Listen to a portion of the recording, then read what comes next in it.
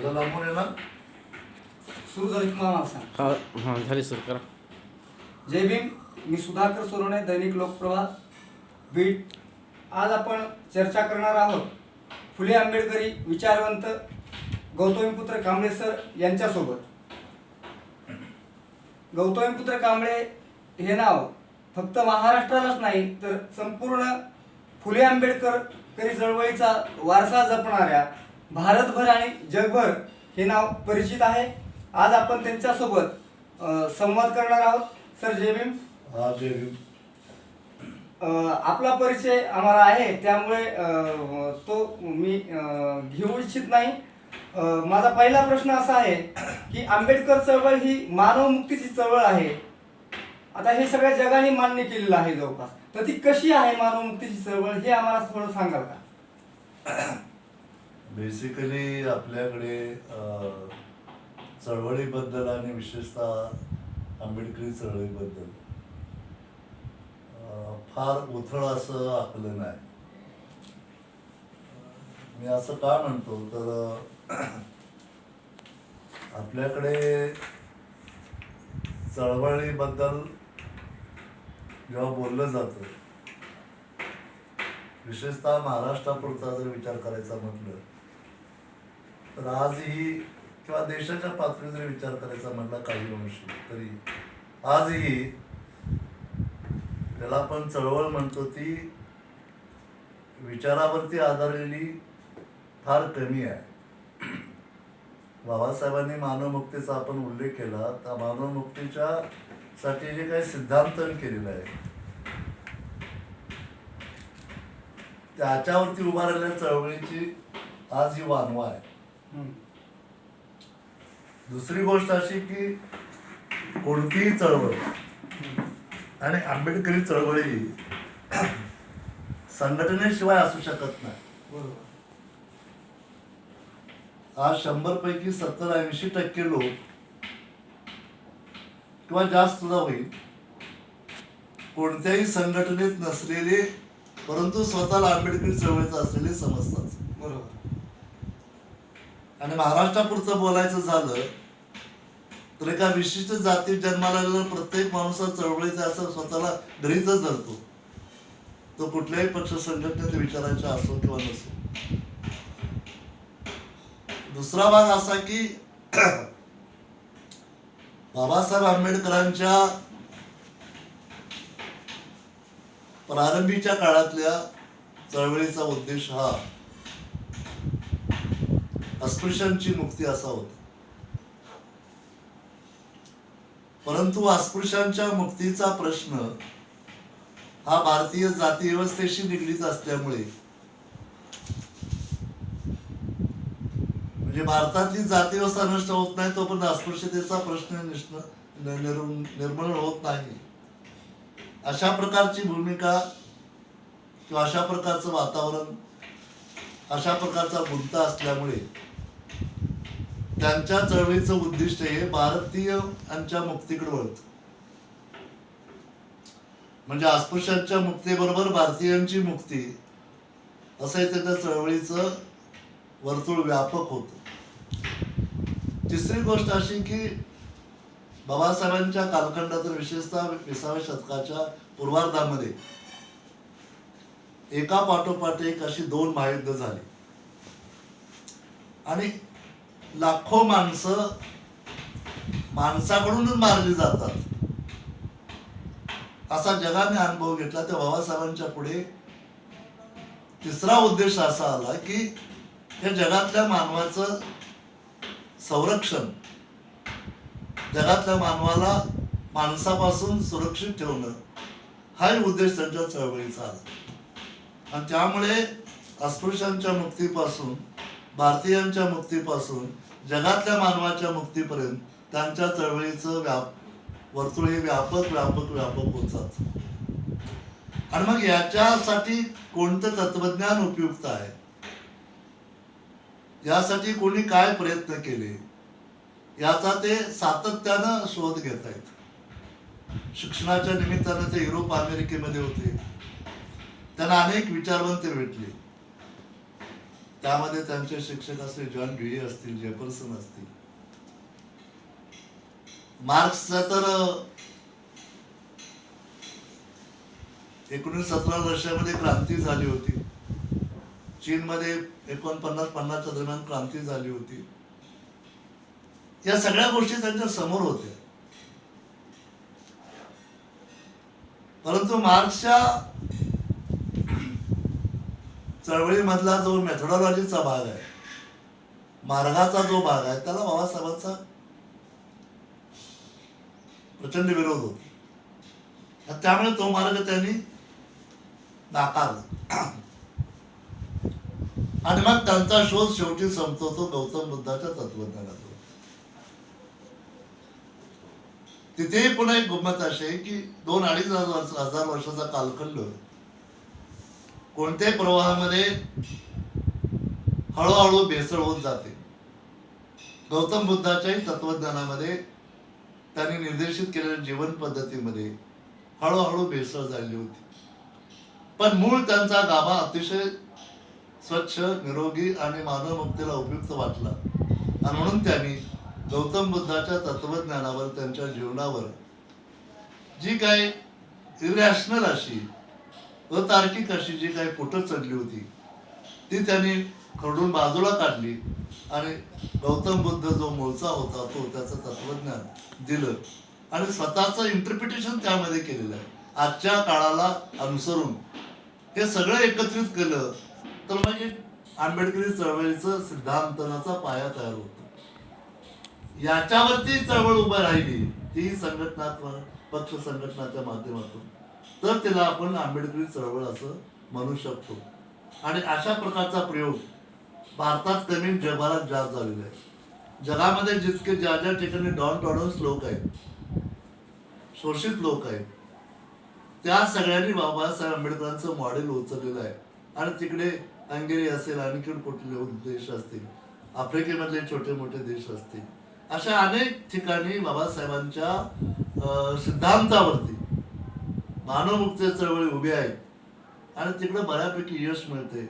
आपल्यातल्या भारताच्या संदर्भात बोलायचं म्हटलं तर बाबासाहेबांच्या चळवळीला जो कालखंड गेलेला आहे आत्ताचा, तो कालखंड विचारात घेता बाबासाहेबांच्या चळवळीचा परिणाम म्हणून जी काही विशिष्ट समाजाची असेल किंवा काही अंशी सर्वसमावेशक समाजाची असेल, जी काही प्रगती झालेली आहे ती जगापुढचं एक मॉडेल आहे की एवढ्या कमी कालखंडामध्ये एवढी प्रगती झाली.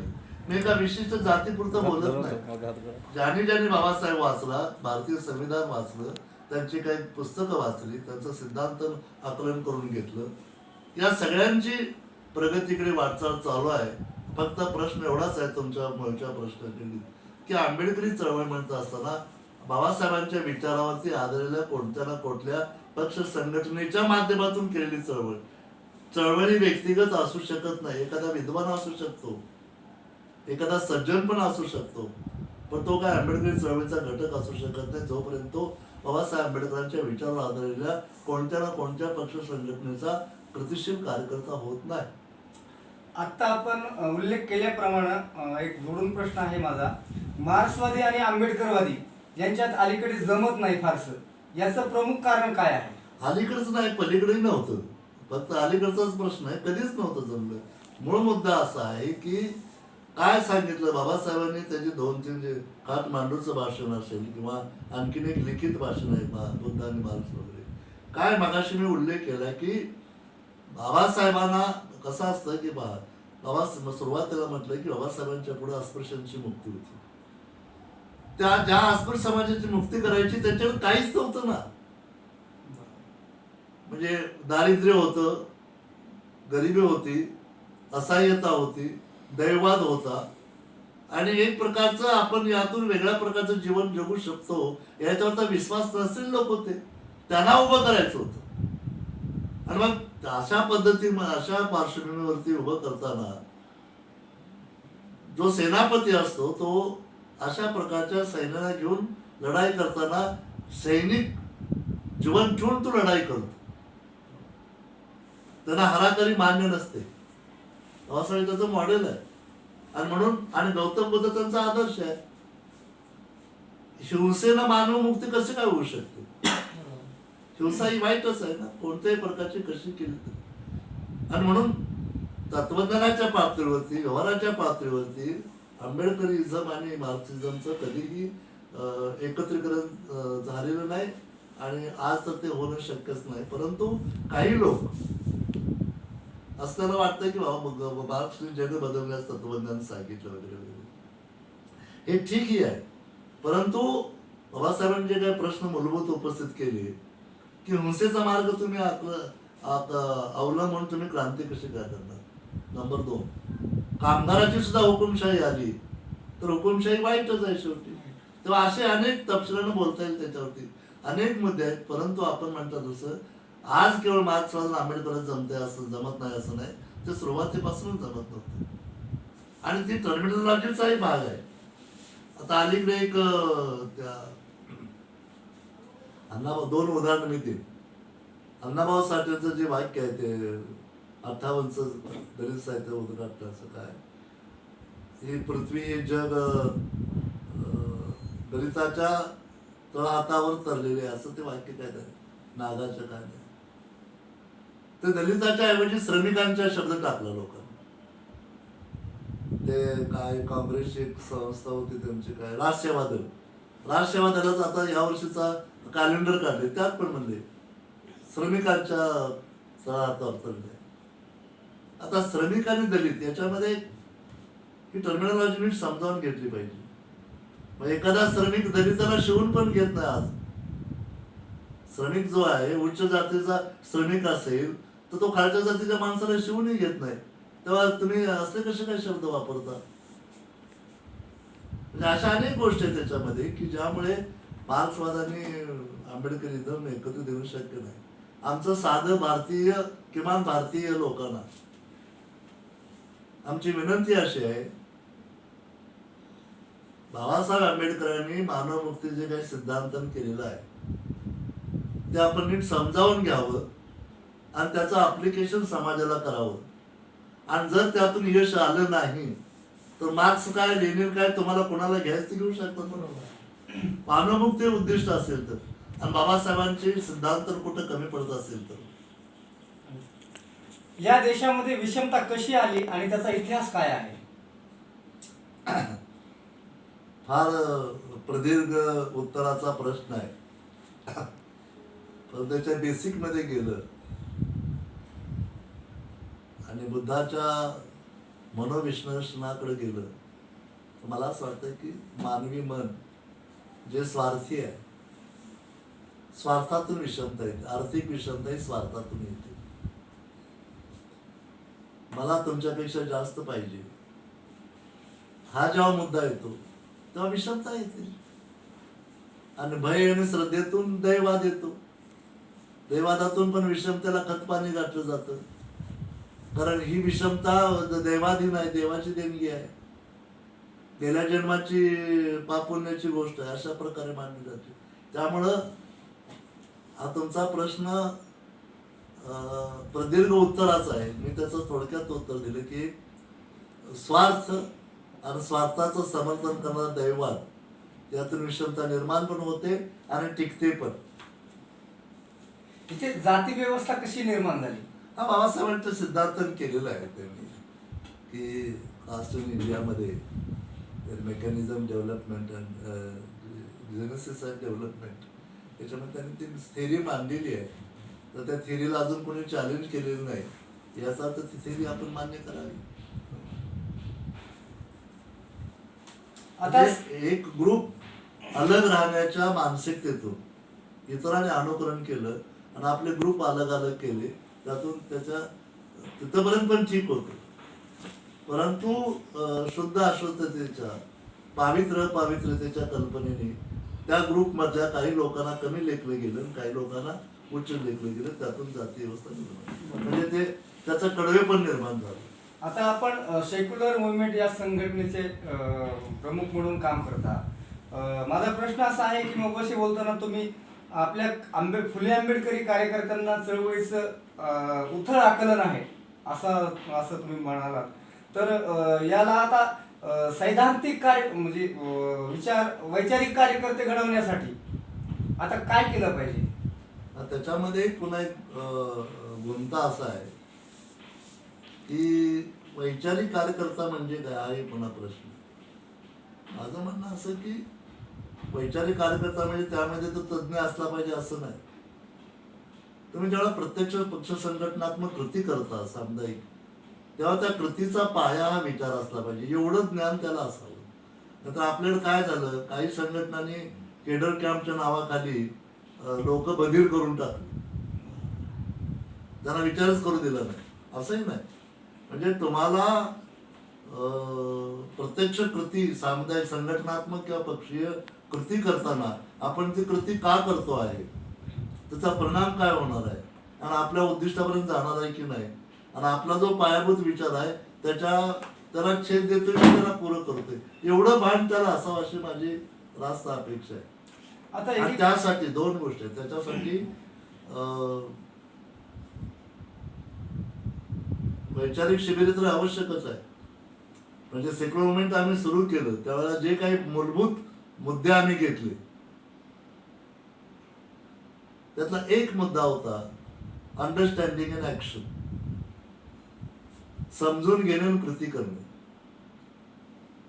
समजून न घेता कृती केली ती पण फेल जाते, आणि नुसतं समजून घेतलं कृती केली नाही तरी समजून घेतलं फेल जाते. म्हणून अंडरस्टँडिंग इन ऍक्शन म्हणजे अनेक असे मुद्दे घेतले होते आम्ही. जवळजवळ 4 वर्ष आम्ही त्याच्यावरती डिबेट केलं होतं, सगळं मुवमेंट स्थापन करायच्या अगोदर 11 ते 14. त्याच्यामधला एक मुद्दा असा होता की अंडरस्टँडिंग अँड ऍक्शन. ऍक्शन बरोबर अंडरस्टँडिंग बरोबर ऍक्शन ही आलीच पाहिजे. आणि किंबहुना अंडरस्टँडिंग मध्ये ते अनिश्चितच आहे. साधं सायकल मला ते म्हणाला की किंवा स्वयंपाक करणं आहे की थिअरी वाचली, स्वयंपाक कसा करायचा, गॅस कशी पेटवायची, भाकरी कशी करायची, तुम्ही सगळं पाठ केलं, पण ती प्रत्यक्षात भाकरी तुम्हाला करता आली पाहिजे, तर तुम्हाला ते समजलं. असं आता एकीकडे बाबासाहेबांना बुद्धाचा धम्म पुनर्लिखित करून दिलेला आहे, शांततामय जीवन जगलं पाहिजे असं बाबासाहेबांचं मत आहे. पण अलीकडे बाबासाहेबांनी जात सोडायची सांगितली असताना पुन्हा आमच्या जातीचा गौरवशाली इतिहास म्हणून आपले लोक तिथे भीमा कोरेगावमध्ये 1 जानेवारीला जातात. तर एकंदरीत ह्या सगळ्या परिस्थितीबद्दल काय बोलाल? हा, त्याच्यामध्ये तो भाग आहे, परंतु भीमा कोरेगाव आपण काही अंशी अपवाद करावं. म्हणजे आता काही मधल्या 2 वर्ष आम्ही पण गेलो तिथे, नाही असं नाही, परंतु एक 4-2 तरी पत्रक निघतात की तुम्ही बाबासाहेबांनी धम्म दिलाय, तुम्ही महार कम्युनिटीच्या इतिहासातला गौरव करण्यासाठी इथं कशाला येतं, अशा होते तुमचा प्रश्न. याच्यामध्ये एक गोष्ट क्लिअर कट आहे की इथून पुढे कोणत्याही कारणाने कुठल्याही जातीचं गौरवीकरण होणार नाही, अशा प्रकारचे इतिहासातले पूर्णाते दाखले आपण पुढे आणू नयेत. याच्याबद्दल दोमत नाही. भीमा कोरेगावला मी काही अंशी अपवाद का म्हटलं, तर त्याचा एक लढवय्या म्हणून किंवा एक त्याचा एक शूरत्वाचा म्हणून, म्हणजे मला असं वाटतं की बेसिकली चूक कुठं झाली, तिथे तो महाराजांचा लढा असं त्याला जे आलं, खरं दे वर सोल्जर, ते सोल्जर होते, योद्धे होते, आणि संख्येनं अधिक असलेल्या सैनिकांना आपल्या लढवय्या वृत्तीने किंवा लढून ते लढाई जिंकली, त्या शूरांना, त्या सोल्जरना वंदन करणं असं आपण गृहीत धरलं तर हा तुमचा प्रश्न निकाली निघतो. परंतु एक गोष्ट आहे, एका बाजूला बाबासाहेबांच्या धम्मक्रांतीचे यश आहे की लाखो लोक तिथे जातात, तिथं लोक प्रश्न उपस्थित करतात की महाराजचा गौरव करायला तुम्ही तिथं का जाता. म्हणजे जातीबद्दलची ही घृणा, तिरस्कार जो महार समाजामध्ये झालाय, मी आता महार म्हणतो, तो इतर कुठल्या जातीत झाला नाही ना, तो व्हायला पाहिजे. जाती निर्मूलनाचं ही एक पाऊलच आहे. या अर्थानं बघितलं तर ते बरोबर आहे. आरक्षणाबद्दल पूर्ण महाराष्ट्रासह देशभरात आंदोलनही होत आहेत, आरक्षण बंद करा, आरक्षण आम्हालाही द्या, अशी चर्चा वगैरे, आणि गेल्या 2-4 वर्षापासून त्यावर देशात तीव्र प्रतिक्रिया उमटत आहेत. तर या संदर्भात काय सांगाल? त्याच्यामध्ये याला अनेक कंगोरे आहेत. एक तर कालपर्यंत जो असा दबलेला किंवा गलित गात्र झालेला समाज बाबासाहेबांच्या चळवळीमुळे आणि आरक्षणामुळे काही अंशी आर्थिकदृष्ट्या वर आला, त्याच्याही पेक्षा तो अधिक स्वाभिमानी झाला आणि धम्मामुळे तो जुन्या सगळ्या रूढी परंपराच्या गुलामगिरीतून मुक्त झाला. म्हणजे इथे एक मुद्दा असा आहे की बाबासाहेबांना मानणारा समाज ज्याची प्रगती ही केवळ आरक्षणामुळे नाही, ते धम्मक्रांतीमुळे, नाही तर सगळ्या शेड्यूल कास्ट लोकांची प्रगती झाली असते.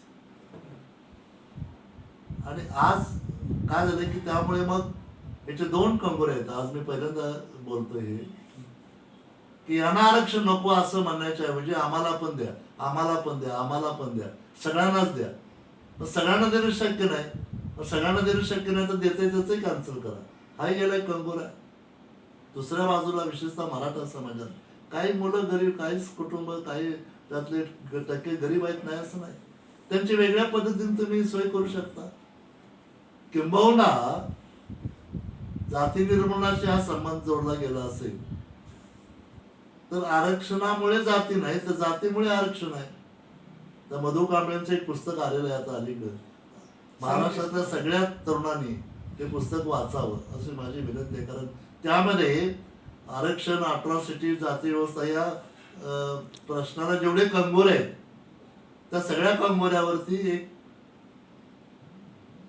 ज्याला आपण काय म्हणू की एक दिशा दिग्दर्शन म्हणून त्यात भाष्य केलेलं आहे. तेव्हा आज भारतभर आरक्षणाचं जे मोहळ उठलेलं आहे त्याच्या पाठीमागं हेतू फार स्वच्छ कमी आहे त्याच्यामध्ये तथ्य आहे, नाही असं नाही.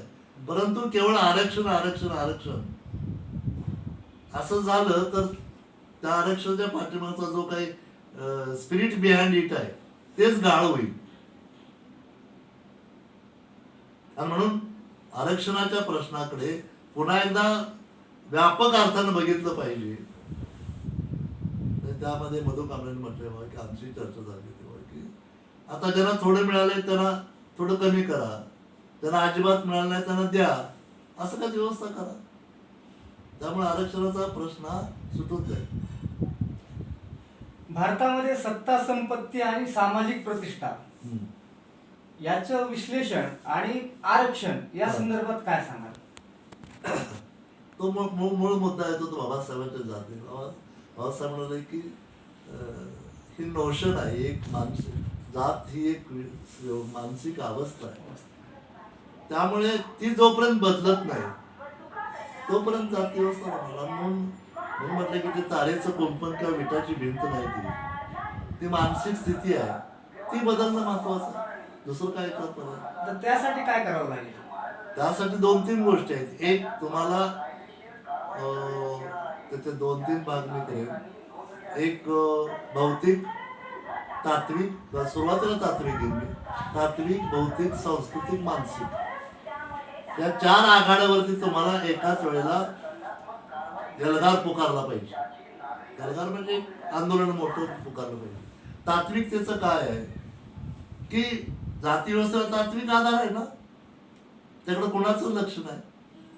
म्हणजे शाश्वतवाद जो आहे तत्वज्ञानामधला त्याच्याविरुद्ध गौतम बुद्धाचा अनित्यवाद आहे. शाश्वतवादामुळे जाती व्यवस्था जातच नाही असं सांगितलं जातं, बदल होतच नाही, दिसती नाही, परमनंट आहे.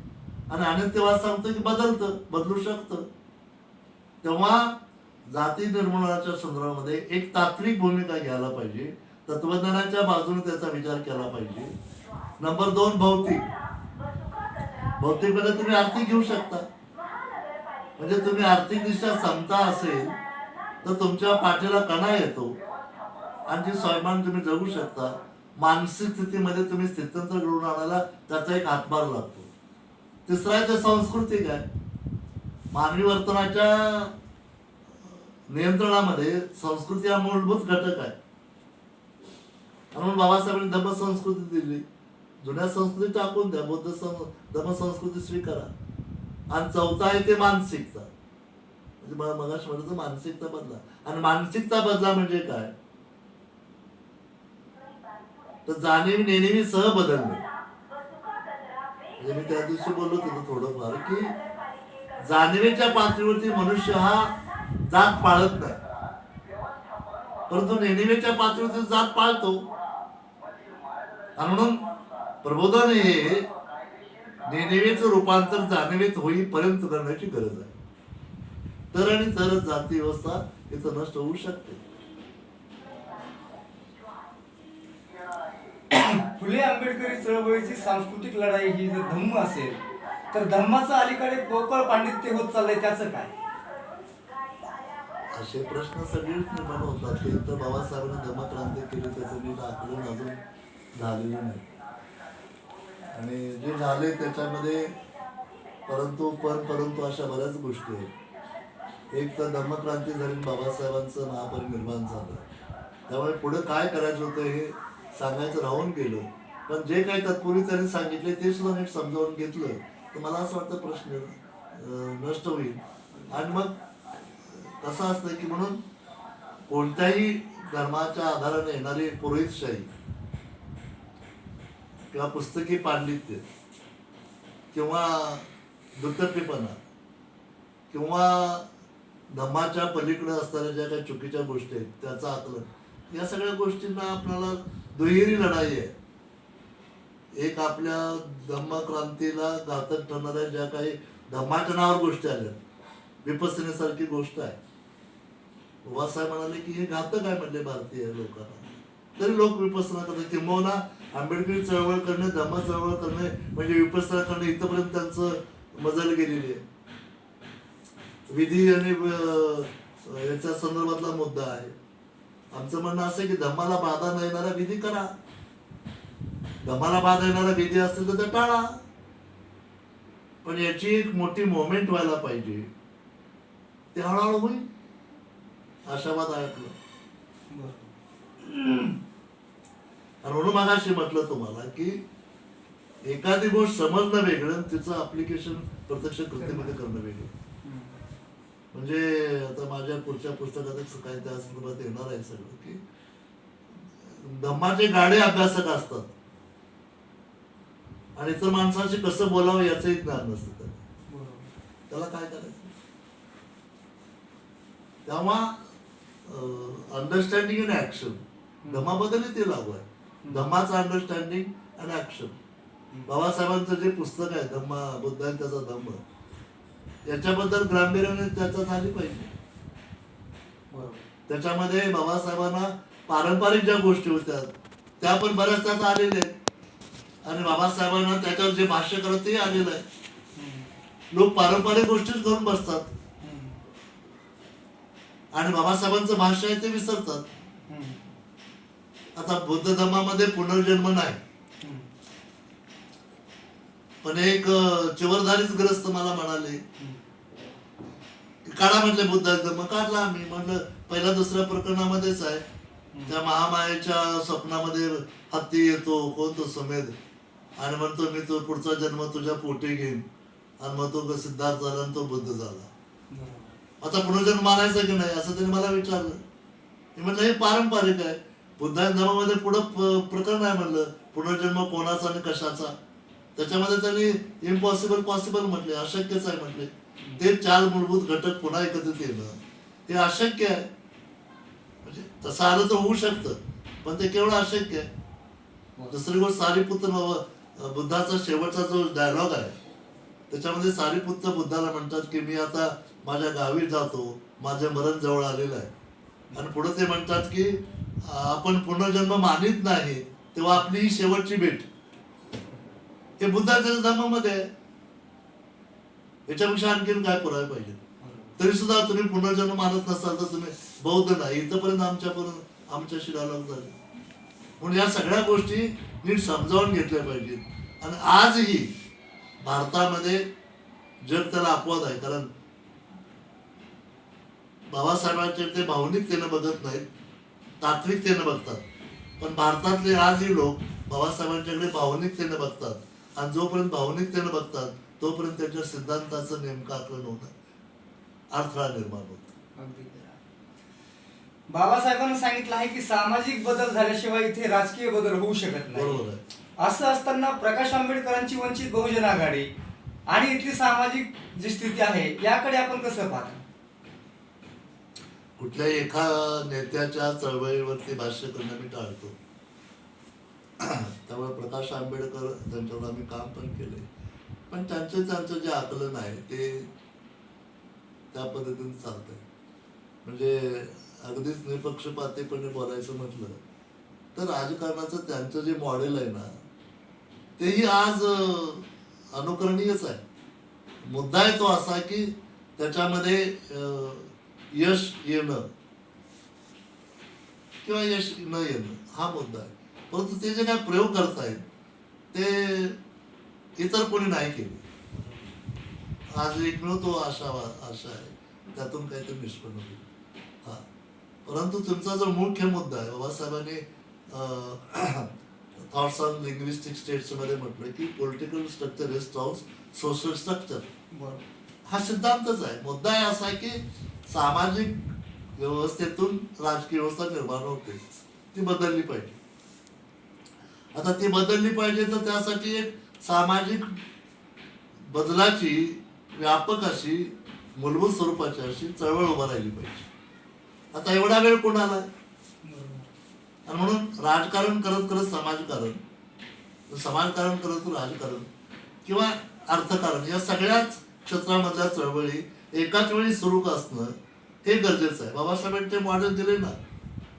एका बाजूला त्यांनी महाराष्ट्र सत्याग्रहापासून चळवळ सुरू केली, दुसऱ्या बाजूला लगेच त्याने मजूर पक्ष स्थापन केला, इकडे राजकारण केलं, शेवटी धम्मक्रांती केली. तेव्हा एक तुम्हाला त्याचं इंटरलिंकिंग लक्षात घेऊन त्या चळवळी करायला पाहिजे. सेपरेशन केलं की अपयश आलं. सेपरेशन होऊ शकत नाही. सामाजिक न्यायाच्या पातळीवर इथल्या सर्व समाजाची पुनर्स्थापना करण्यासाठी आता काय करावं लागेल? प्रबोधन, दुसरं काय? प्रबोधन, लढे, आंदोलन, दुसरं काय? आता लोक जात सोडायला तयार नाहीत. मग जातीचा मूळ पाया काय आहे आणि तो उद्ध्वस्त कसा करणार? तेच मला सांगितलं होतं, बाबासाहेब सांगितलं की एक मानसिक स्थिती आहे. म्हणून मगाशी पुन्हा रिपीट केलं की त्याला तात्विकदृष्ट्या प्रबोधन केलं पाहिजे, भौतिकदृष्ट्या आर्थिक समता आणली पाहिजे, सांस्कृतिकदृष्ट्या तुम्हाला मनावरती, व्यवहारावरती, वर्तनावरती कंट्रोल करणारा घटक बदलला पाहिजे. शेवटी मानसिकता आणि हे प्रबोधन जाणीव नेणीवेपर्यंत नेलं पाहिजे. ती काय एक दिवसात नष्ट होणारी गोष्ट नाही, ती प्रोसेस आहे.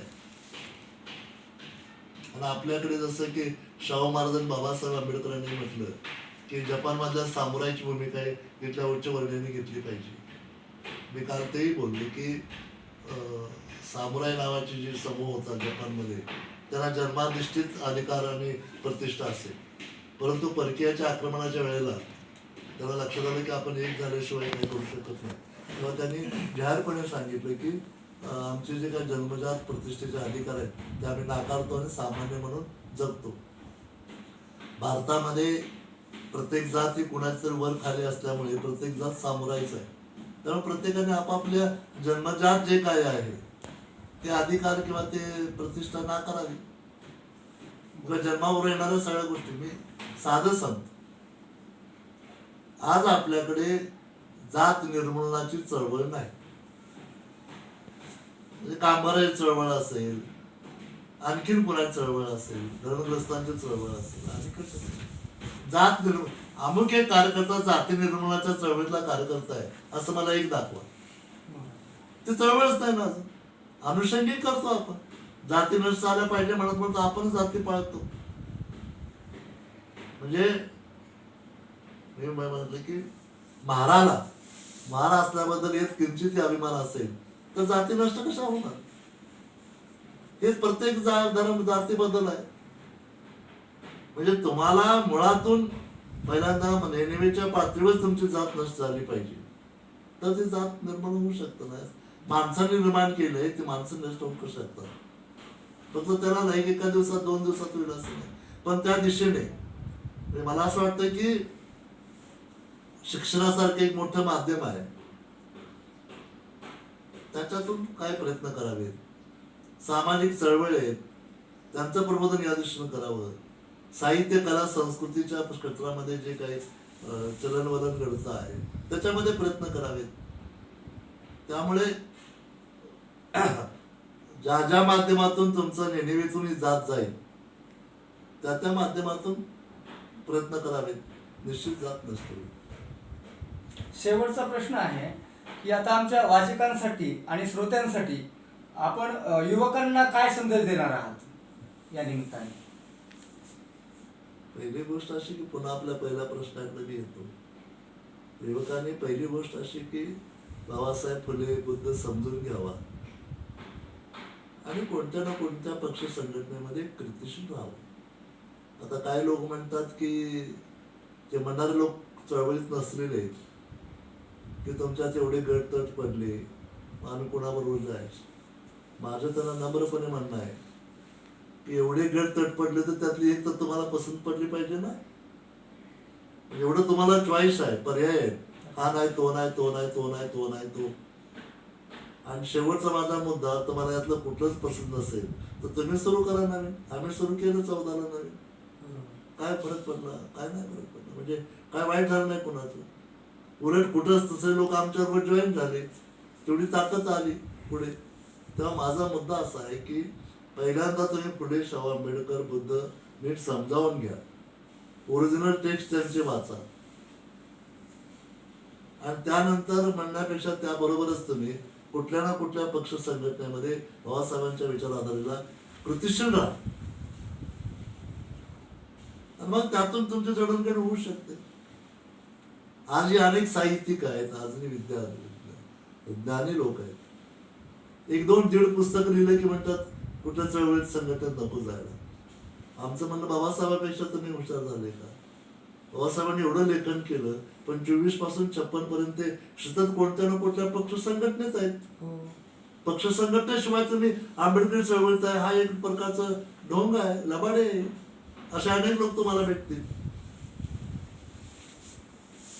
म्हणजे कुठल्या तरी पक्ष संघटनेत काम करणाऱ्या कार्यकर्त्याची ओळख असणे हे सुद्धा स्वतःला आंबेडकर चळवळीत असल्यासारखं म्हणतात. किंवा जयंतीला किंवा बुद्ध जयंतीला पांढरे कपडे घालून त्या वंदनेला जाणे याला सुद्धा लोक चळवळीत आहेत असं म्हणतात. आणि महाराष्ट्रात तर जो महार जाती जन्माला तो आंबेडकर चळवळीत आहेच. या गृहितातून आपण मुक्त झालं पाहिजे आणि किमान ठरवून इतर जातीचे 2 मित्र तुम्ही वैचारिक करा. इतर जातीतले 4 लोक तुमचे मित्र करा, वैचारिक मित्र करा. ही खरी बेसिक चळवळ होऊ शकते. तर आणि तरच मला असं वाटतं की आणि आज जगभरामध्ये भारतात जसं जाती व्यवस्थेचा मुद्दा आहे तसा जगभरामध्ये धार्मिक मुद्दा आहे. त्याचा उपाय असेल सेक्युलरिझम आहे. तो नीट समजावून घ्या. संविधानामधला घ्या, बाबासाहेब आंबेडकरांचा घ्या आणि त्या अनुषंगाने सगळ्या धर्मव्यवस्थेच्या पलीकडे जा. बाबासाहेबांनी ते सांगितले.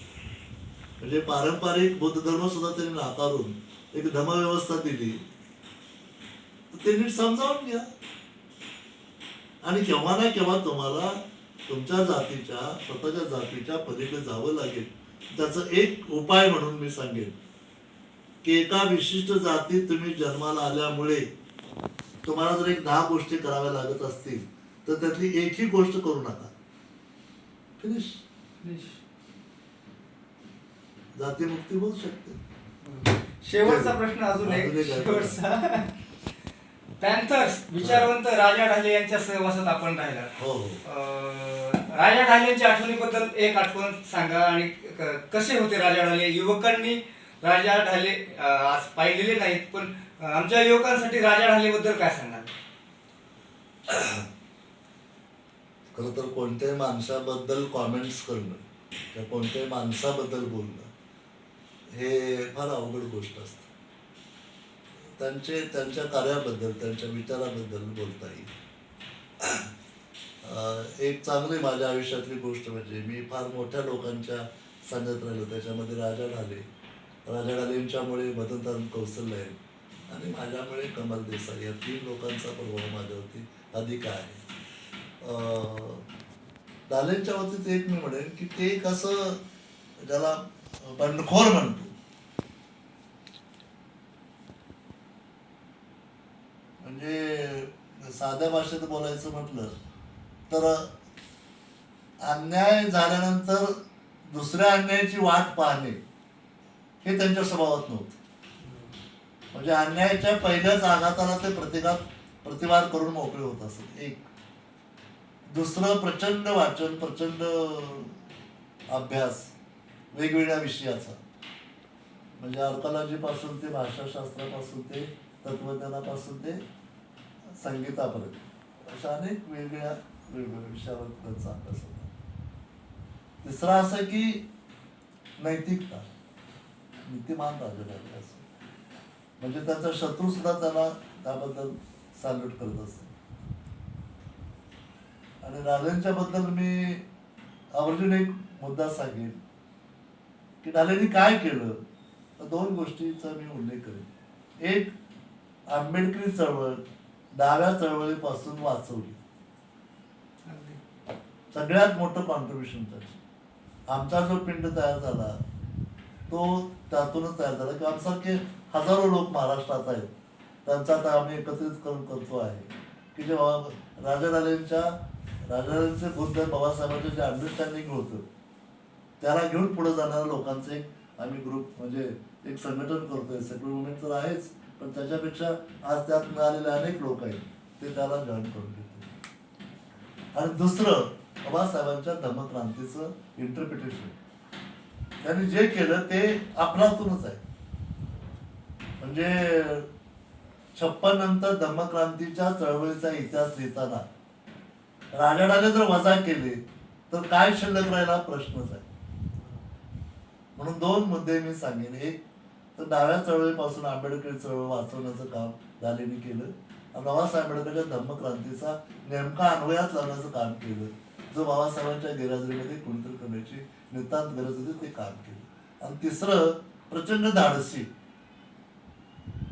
काय प्रसंग सांगता येतील पण हे आज वेळ नाही आणि असं लिखित स्वरूपात काही गोष्टी आल्याच पाहिजेत असं नाही, परंतु प्रचंड धाडसी म्हणजे निर्भय म्हणतो आपण त्याला. आणि आंबेडकरी चळवळ, फुले आंबेडकर चळवळी तुम्ही निर्भय बनल्याशिवाय करू शकत नाही. आणि निर्भयता ही तत्वज्ञानातून येते, विचारातून येते. असं. धन्यवाद, आपण आम्हाला वेळ दिलात त्याबद्दल. धन्यवाद. जय भीम. जय भीम. काय झालं काय करा, छापण्यापूर्वी मला पाठवून द्यायचं. कोणतं दाखवा?